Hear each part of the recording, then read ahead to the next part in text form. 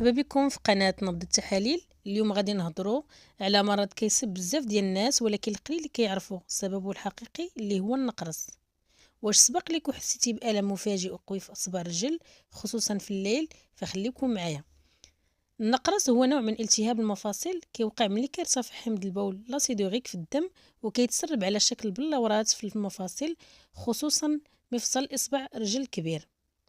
اعراض: ألم قوي ومفاجئ، احمرار وانتفاخ في المفصل، سخونية في المكان، صعوبة في الحركة، وغالبا كيبدا في الوسط ديال الليل. بالنسبة للأسباب اللي كتأدي لنا إلى ارتفاع النقرس: أكل اللحوم الحمراء بكثرة بحال الكبد، بعض الأنواع ديال السمك، قلة شرب الماء، السمنة، مشاكل في الكلي، وأحيانا عامل الوراثة.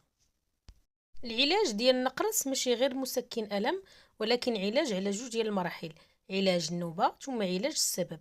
بالنسبة لعلاج النوبة النقرس الحادة، ملي كيتوقع النوبة وكيكون الألم قوي، الهدف الأول هو تخفيف الالتهاب والألم. كيتم استعمال أدوية مضادة للالتهابات، وأحيانا أدوية خاصة كتخفف هذا الالتهاب بسرعة. المهم هنا هو أننا كلما بدينا العلاج بكري، كلما نقص الألم وتسارعت